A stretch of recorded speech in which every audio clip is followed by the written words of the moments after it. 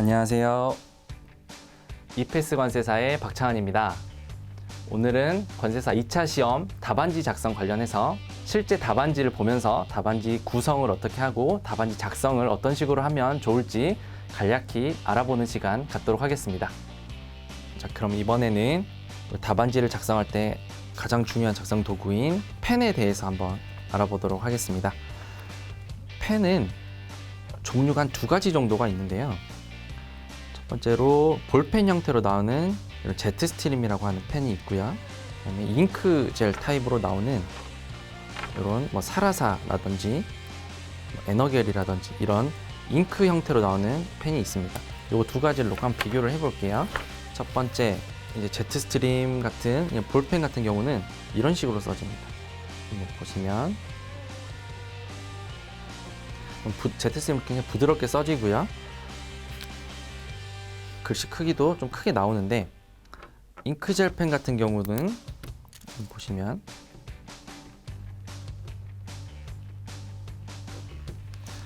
조금 더 선명하죠. 조금 더 선명한데 요거 이렇게 하면 좀 번져요. 그래서 글을 쓰실 때 손을 많이 붙여서 쓰신다거나 좀 빠르게 쓰신다거나 하면 전체적으로 이렇게 답안지가 이렇게 번짐 현상이 좀 나올 수가 있습니다. 그래서 전체 다 쓰고 보면 이런 것들이 많이 좀 지저분해 보일 수가 있어요. 그래서 그런 타입이신 분들에게는 볼펜 형태가 좀 더 나을 것 같고요. 근데 볼펜은 조금 더 이 펜보다는 힘이 많이 들어갑니다. 힘이 많이 들어가서 손이 좀 아플 수는 있어요. 그래서 본인한테 맞는 취향의 펜을 미리 한번 선정을 하셔서 지금 모의고사 시작하는 이 시점부터 손에 익숙하게 하도록 연습을 많이 해주시면 좋을 것 같습니다. 펜과 관련돼서는 또 하나 살펴보셔야 되는 게 두께가 있어요. 두께 0.38부터 시작을 해서 0.5도 있고요. 이렇게 0.7도 있고요. 이런 거 0.7, 1.0 이거 좀 펜의 두께는 좀 다양한데 한번 써볼게요. 두께별로.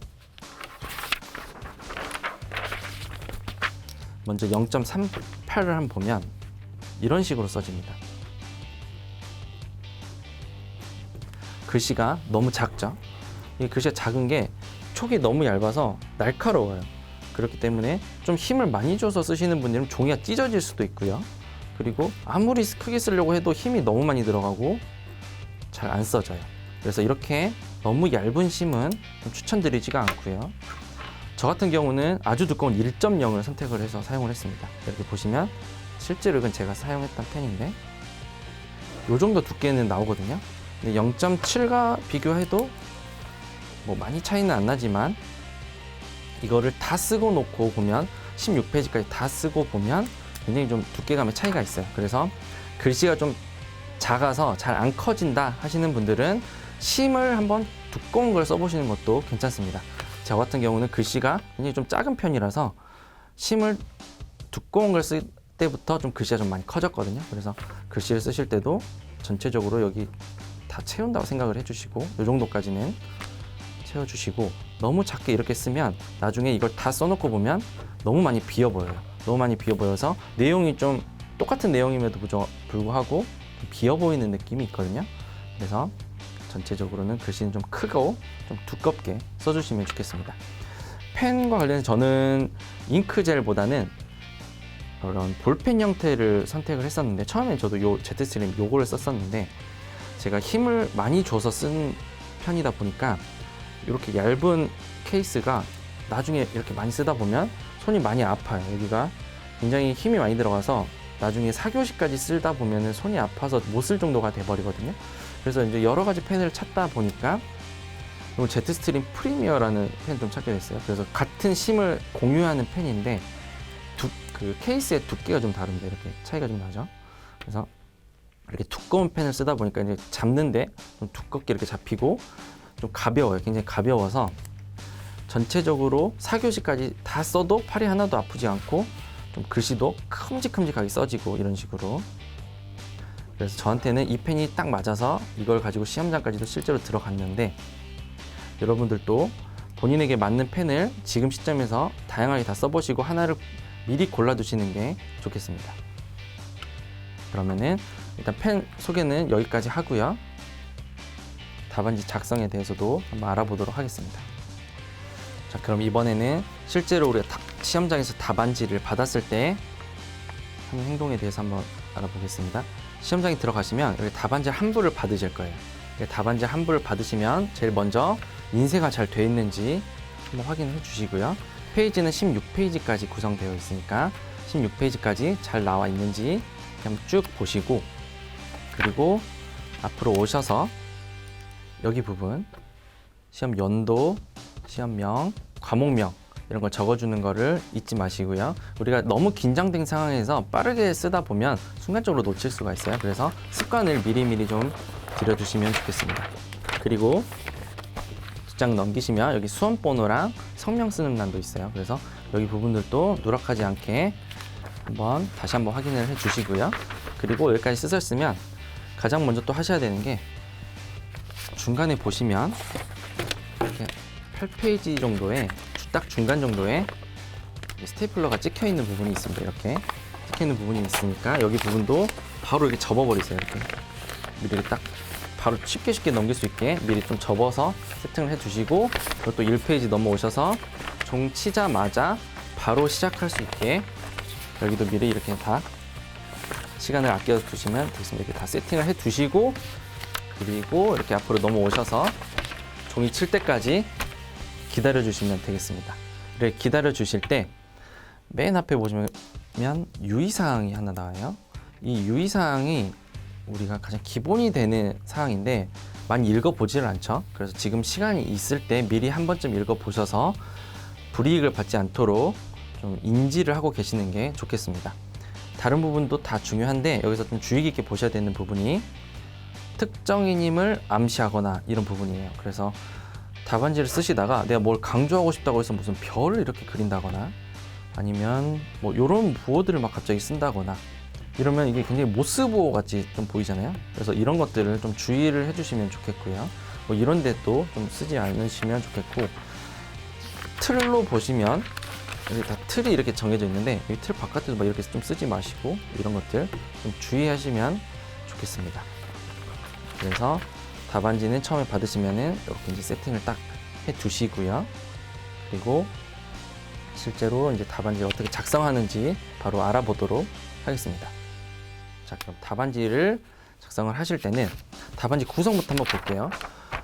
맨 앞에 연습지라는 게 나오고요. 그리고 쭉 보시면 페이지는 16페이지예요. 그리고 전체적으로 한 페이지당 22줄이 있습니다. 그래서 전체적으로 22줄로 되어 있는 16페이지를 채워나가는 과정이라고 생각을 해주시면 되고요. 네, 구성이 그럼 이제 앞에 보시면 이제 연습지 부분이 있는데 이 연습지 부분에 채점이 되지는 않는 부분입니다. 그래서 자유롭게 여기에 편하게 쓰셔도 상관이 없어요. 근데 쓰시는데 보통 여기에 뭐 이런 거 많이 쓰시죠. 이렇게 그리시고 거래 관계나 거래 상황 같은 거 좀 그리시거나 아니면 목차를 좀 쓰신다거나 뭐 이렇게 쓰시는 경우도 있는데, 이렇게 쓰시고 답안지를 실제로 작성을 하려고 보면 굉장히 이렇게 왔다 갔다 해야 됩니다. 이렇게 한 페이지에 같이 붙어 있어서 저기에 있는 내용을, 연습된 내용을 보기 위해서는 이렇게 왔다 갔다 이렇게 해야 되거든요. 굉장히 불편해요. 그래서 어떤 욕구가 생겨, 이걸 찍고 싶은 욕구가 생깁니다. 이렇게 찍고 싶은 욕구. 근데 찢으시면 안 돼요, 절대. 그렇기 때문에 여기에 좀 팁을 드리자면, 여기에 쓰시는 것보다는 관세평가 같은 경우는 문제지를 보시면 여백이 굉장히 많아요. 여백이 굉장히 많아서 이런 데에다가 실제로 그냥 뭐 근거라던가 목차라던가 이런 걸 써주셔도 되고, 뭐 이런 식으로 그냥 간략하게 뭐 근거만 좀 써주셔도 되니까요.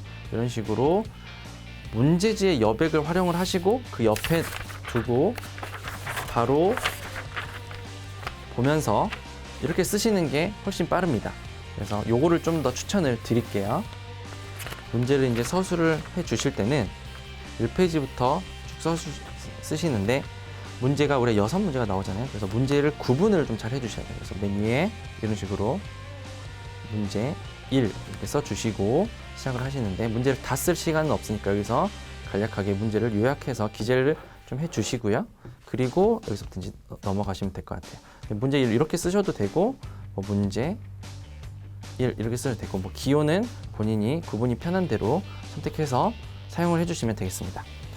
답안지를 구성을 할 때 보시면 50점 문제하고 10점 문제가 좀 구분이 되는데요. 50점 문제는 대목차부터 중목차, 소목차 이렇게 나눠지기 때문에 로마자부터 많이 시작이 되는데요. 한번 서술을 보통 하신다고 하면 이렇게 대목차, 서론 이렇게 시작을 하실 가능성이 굉장히 높고요. 그리고 이렇게 요 정도 목차가 보통 구성이 되실 거고 10점짜리 문제 같은 경우는 뭐 보통 이 정도 선으로 구성이 많이 되실 거예요. 그래서 50점 문제 같은 경우는 목차가 굉장히 많이 나오기 때문에 이 목차 배열을 어떻게 할지도 디자인을 미리 고민을 좀 해두셔야 되는데 50점 문제를 디자인하는 방법은 두 가지 정도가 있습니다. 여기 실선이 하나 있기 때문에 여기에 목차를 다 모는 방법. 첫 번째 이렇게 모아서 쓰시는 분들도 계시고요. 두 번째 이렇게 하나 그리고 한 칸씩 들여쓰기를 해서 쓰는 방법도 있습니다. 어떤 방법으로 선택하시든지 상관은 없는데 본인의 글씨체나 어떤 그런 답안지 구성으로 봤을 때 더 보기 깔끔한 걸로 선택을 해주시면 될 것 같아요. 저 같은 경우는 이 방법을 좀 선택을 했는데요. 이렇게 하나씩 들여 쓰다 보면은 나중에 어떤 목차에 대해서 확인하기가 굉장히 편하고 이렇게 쓰다 보면은 다 쓰고 나서 봤을 때 다 일렬로 이렇게 구성이 되어 있어서 찾기가 좀 어려워요. 그래서 이게 좀 더 깔끔하게 봤기 때문에 이걸 추천드리고요. 이런 식으로 좀 계단식으로 내려가시면 될 것 같고 그렇다고 해서 이거를 들여쓰긴 하는데 너무 많이 들여쓰시면 또 안 돼요. 그래서 이런 식으로 쓰고 이런 식으로 쓰고 뭐 이렇게 쓰고 이렇게 쓴다. 그러면 여기가 다 날아가잖아요. 그러니까 이렇게까지 들여쓰지 마시고 조금씩만 들여써서 구분이 될 수 있을 정도만 해주시면 될 것 같아요. 그리고 50점 문제를 또 쓰실 때 본인이 뭐 대목차와 대목차 사이를 두 칸을 띄기로 규칙을 정하셨으면 계속 이 규칙을 잘 정해 주셔야 되는데 뭐 갑자기 세 칸을 띈다거나 이렇게 하지 마시고 뭐 세 칸을 띄기로 했으면 계속 그 규칙으로 쭉 일관되게 유지를 해주세요. 그래서 중목차끼리는 중목차끼리 만약에 한 칸을 띄기로 했다 그럼 이걸 유지를 해주시고 갑자기 뭐 칸이 여기가 좀 부족해서 덜 써야지 뭐 이렇게 하지 마시고 만약에 부족하면 그 규칙에 맞게 그냥 똑같이 이렇게 목차만 쓰고 넘어가셔도 상관이 없거든요. 그래서 그 규칙을 좀 잘 기억을 해주시고 서술해 주시면 좋을 것 같습니다. 10점짜리 문제 같은 경우는 로마자, 대문자가 안 나오기 때문에 이런 식으로 바로 1번 목차로 이렇게 10점짜리 시작해 주시면 되고요. 이런 식으로 써주시면 되겠죠. 이렇게 써주시는데 여백을 많이 두셔서 여백을 많이 두고 큼직큼직하게 쓰다 보면은 이제 답안이 좀 더 보기가 깔끔하고 채점하기도 좀 편한 그런 구성이 되거든요. 그래서 여백이 너무 많다고 걱정하지 마시고 차라리 여백을 좀 두면서 보기 좋고 가독성 좋은 그런 답안을 만드는데 좀 집중을 하시면 좋을 것 같아요. 이렇게 똑같은 내용을 쓰더라도 여백을 많이 두고 쓰다 보면 여기 마지막 페이지까지 오는 경우가 있어요. 그래서 한 권을 더 써야 되는 상황이 발생할 수도 있습니다. 그래서 한 권을 더 써야 되는 상황이 오시면 가장 맨 마지막 페이지에 보면 여기 이렇게 이런 문구가 있을 거예요. 그럼 여기에 계속 이렇게 쓰시면 되고 한 권을 더 달라고 하셔서 한 권을 더 쓰시는데 똑같이 이름이랑 이런 거 다 동일하게 써주시고 앞에 보시면 2권 중 1번째 뭐 이렇게 쓰시면 되고 2권 중 2번째 뭐 이런 식으로 구성을 잘 해주시면 돼요. 근데 두 번째 권수를 쓰다 보면 보통 시간이 없어서 이런 걸 이제 다 누락하시는 경우가 굉장히 많거든요. 심지어 이름도 누락하는 경우가 많습니다. 그래서 그런 것들은 좀 주의를 해서 써주시면 되겠습니다. 그래서 또 답안지를 이제 구성을 하실 때 실제로 작성을 하시는 걸 보면 예를 들면 우리가 문제를 다 이렇게 쓰잖아요. 다 쓰면 맨 마지막에 다 쓰고 그 옆에 이렇게 끝 이렇게 써주셔야 돼요. 이렇게 끝을 써줘서 이 문제가 마무리됐음을 좀 인지를 할 수 있게 해주셔야 되고요. 6번 문제까지 다 썼다. 다 썼으면 줄을 바꿔서 이런 것도 써주셔야 돼요. 이하 여백 이렇게 써서 문제가 종료되었음을 알려주셔야 됩니다. 내가 문제를 다 쓰고 돌아와서 또 써야지 생각을 하고 끝을 안 쓰고 넘어가다 보면 결국엔 이거 안 쓰고 그냥 제출해버리는 경우가 굉장히 많거든요. 그래서 끝 그냥 일단 써두시고 만약에 시간이 남아서 돌아온다 그러면 이거 이렇게 두 줄 긋기 하면 됩니다. 두 줄 긋기 하고 밑에 더 쓰셔도 되거든요. 그러니까 뭔가 수정을 할 때 뭐 이렇게 두 줄 긋기 하면 되시니까 수정하는 게 너무 두려움을 가지지는 않으셔도 될 것 같아요. 그래서 저런 거 누락하는 거 좀 주의해 주시고요. 그리고 추가적으로 하나 더 말씀드리자면 이 문제를 쓰시다 보면 뭐 문제 그래서 이제 쭉 쓰시는데 이 정도쯤에서 끝나는 경우도 있을 거예요. 그러면은 애매하게 좀 페이지가 많이 남잖아요. 이럴 때 뭐 여기다 문제 꼭 뭐 2번 이렇게 쓰시지 않으셔도 되고요. 그냥 바로 여기에 끝 이렇게 쓰신 다음에 넘어가셔서 여기서부터 그냥 쓰셔도 깔끔합니다. 여기서부터 이렇게 쓰셔도 상관없어요. 근데 굳이 여기에 이제 쓰실 때 여기에 뭐 계속 이런 식의 문구는 쓰지 않으시고 그냥 넘어가시면 되겠습니다. 네, 지금까지 2차 시험 답안지 작성하는 방법에 대해서 간략히 알아봤는데요. 지금 이렇게 안내드린 것처럼 작성을 하시면 되고 답안지 작성과 관련해서는 어떤 정답이 따로 있는 건 아니니까 최대한 보기 좋고 깔끔하고 가독성 좋은 답안을 만드는 데 집중하시면 될 것 같습니다. 긴 영상 보시느라 고생하셨습니다. 감사합니다.